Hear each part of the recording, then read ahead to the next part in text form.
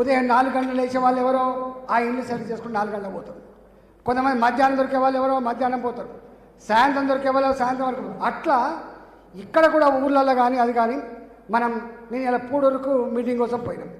వాళ్ళు అన్నారు, అయ్యా 8 గంటలకే ఈ ఊళ్ళో సద్దులు కట్టుకొని ఫ్యాక్టరీలకు పోతారు, ప్రైవేట్ కంపెనీకి పోతారు, 8 o'clock దాటిన తర్వాత మనుషులు దొరకరు.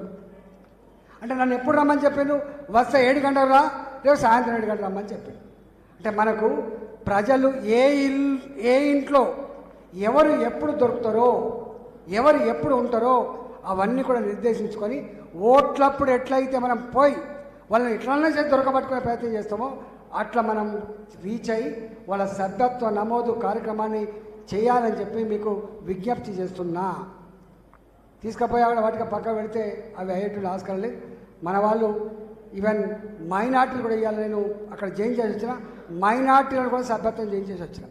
మనకు మైనార్టీ సెల్ ఉన్నది కాబట్టి మనకు మనంగా వీళ్ళు చేయని కారు, వాళ్ళు చేయని కారు, ఈ ఇల్లు మనకు వ్యతిరేకమైంది. నో, మనిషి అంటోడు డైనమిక్గా ఉంటాడు సుమా. సమాజం ఎట్లయితే డైనమిక్గా ఉంటుందో మనిషి ఎట్లయితే డైనమిక్గా ఉంటాడు, పారే ప్రవాహంలాగా ఉంటాడు. గుర్తుపెట్టుకోండి, నీళ్ళు ఎప్పుడు కదులుతూ ఉంటాయి. లీడర్ అంటాడు కూడా ఈ పార్టీలో ఈటల రాజేందర్ ఉన్నాడు. వారికి కనుక నేను పీడిఎస్లో పనిచేసినాను, నేను ప్రోగ్రెసివ్ డెమోక్రటిక్ స్టూడెంట్స్ యూనియన్లో పనిచేసినాను. అప్పుడు వాళ్ళకి వ్యతిరేకంగా పనిచేసాను. 10 ఏళ్ళు సీరియస్గా పనిచేసాను. 25 ఏళ్ళు టీఆర్ఎస్లో ఉన్నా. After 35 years of my experience 57 సంవత్సరాల తర్వాత భారతీయ జనతా పార్టీ చేరాను నేను. అంటే ఎంత పరిణామశీలత! అంటే ఎవరు శాశ్వతంగా నీకు శత్రువులు ఉండరు, ఎవరు నీకు శాశ్వతంగా మిత్రులు ఉండరు, ఎవరు నీకు ఈ ఇల్లు ఇది ఇల్లదే, నో, అట్లా ఉండడానికి ఆస్కారం లేదు. మా మైపారెడ్డి వచ్చింది ఇక్కడ చెప్తా ఒక చిన్న ఎగ్జాంపుల్. వాళ్ళ మామలు ఉంటారు, వాళ్ళ కుటుంబం మొత్తం ఆనాడు నుంచి అయినా కాంగ్రెస్ పార్టీ, ఇంకొక పార్టీ ఓరు ఏం లేదు. ఎందుకుంటారంటే ఉండమంటారు.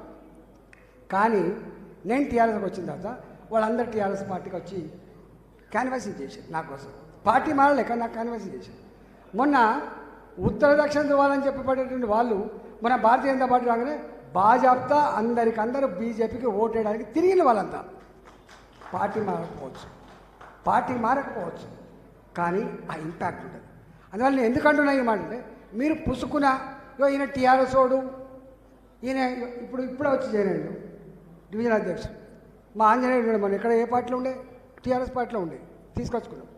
అంటే నీవు ఎంత సంబంధాలు పెట్టగలిగితే, నువ్వెంత గొప్పగా వాళ్ళతో మెదలగలిగితే నీకు తప్పకుండా నీతో కలిసే ఆస్కారం ఉంటుంది. పెద్ద ప్రజలకు ఈ పట్టింపులు ఉండవు, ఒకటే పట్టింపు ఉంటుంది. నాకేమన్నా ఆపద వస్తే ఈ బిడ్డ వస్తాడా లేదా, నా కష్టంలో సుఖంలో భాగం పంచకుండా లేదా, గిదే క్రెడిట్ తప్ప ఇంకో క్రెడిట్. వాళ్ళకి ఏ సిద్ధాంతం లేదు. వాళ్ళకి ఎంఆర్ఓ ఆఫీస్కి అవసరం పడితే పని చేసి పెట్టే సిద్ధాంతం కావాలి, పోలీస్ స్టేషన్ అవసరం పడితే పని చేసి పెట్టే సిద్ధాంతం కావాలి, రేపు ప్రభుత్వంకి వస్తే ఓ ఇల్లు ఓ డబుల్ బెడ్రూమ్ ఇచ్చే సిద్ధాంతం కావాలి, మీ అధికారంకి వస్తే ఓ పెన్షన్ ఇచ్చే సిద్ధాంతం కావాలి. గింతే ఉంటుంది తప్ప ప్రజలకు పెద్ద సూత్రాలు సిద్ధాంతాలు ఏం లేవు. 2, ఒకవేళ కనుక మనకు మనంగానే ఉంటే 2 సీట్లున్న భారతీయ జనతా పార్టీ, అంతేనా? 2 సీట్లు కదా, జంగారెడ్డి గారు 1 సీటు, గుజరాత్. ఒకవేళ మనకు మనంగానే కావాలంటే 2 సీట్లున్న భారతీయ జనతా పార్టీ 303 సీట్లు వచ్చే ఆస్కారం ఉండదు. గుర్తుపెట్టుకోండి. ఇవాళ టీఆర్ఎస్ మొదటిదాకా ఏమనుకున్నాం? అజేయమైన శక్తి అనుకున్నాం. టీఆర్ఎస్ ఏమన్నాం? అజేయమైన శక్తి, దాన్ని కొట్టగలిగే సత్తా ఎవరికి లేదు, దాంతో తట్టుకోలేమని చెప్పి మాట్లాడు. ఇవాళ ఏమంటాను?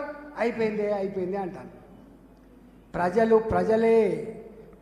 ఎవరి జాగీర్ కాదు, ప్రజలే ప్రజల జాగీరే. దాంట్లోకే మనం పోయే ప్రయత్నం చేస్తాం. గుర్తుపెట్టుకోండి. అందువల్ల మనం ప్రజల్ని ఎప్పుడు కూడా ఒక కార్నర్ నెట్టేసి ముద్రలేసి వీళ్ళు చేనేతలు కాకుండా ప్రతి ఇంటికి పోయే ప్రయత్నం చేయండి. న్యూట్రల్స్ కొంతమంది కడుగట్టిన ఉంటారు, దాని గురించి మాట్లాడు, అబ్బో వాళ్ళ ఇంటికి పోతే కైక్ మాట్లాడు, పోకు అక్కడ. కానీ సౌమ్యంగా, సంస్కారంగా, కొంచెం మానవ సంబంధాలు కలిగి ఉండి ప్రేమతో పలకరించే తత్వం ఉన్న ప్రతి కుటుంబం దగ్గరికి పోయి మీరు కనుక చేస్తే తప్పకుండా సభ్యత్వం పెరిగే ఆస్కారం ఉంటుంది.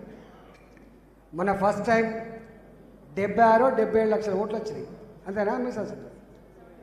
76-77. 2023 మనకు వచ్చిన vote share just 14%. After 4-5 months మనకు వచ్చిన ఓటు షేర్ 35-36%. అంటే 21% ఓట్లు పెరిగినాయి. 4 నెలల్లో మీరు ఇంటింటి పోతే అది పెరిగినాయి. అవి ఒక వాతావరణ కల్పన. రాజకీయ పార్టీకి ఎన్నికలలో ఎమ్మెల్యే ఎన్నికలు కావచ్చు, ఎంపీ ఎన్నికలు కావచ్చు, కార్పొరేషన్ ఎన్నికలు కావచ్చు, వాతావరణ కల్పన చాలా ఇంపార్టెంటు.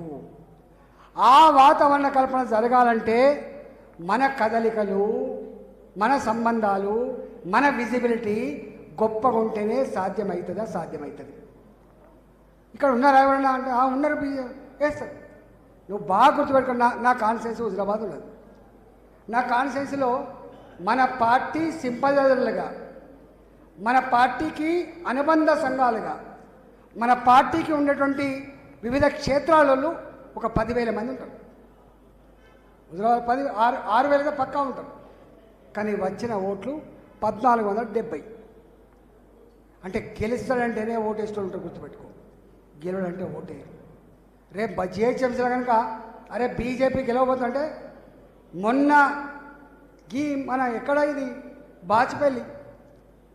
బాచిపల్లిలో మనకి ఏం లేదని చెప్పింది. ఎట్లనే అంటే ఏం లేదని, అక్కడ ఏం లేదని అన్నారు. బాచిపల్లిలో మన ఉంది వాళ్ళ ఇంటికి ఫస్ట్ టైం నేనన్నా మరి ఏం లేకపోతే ఎట్లా?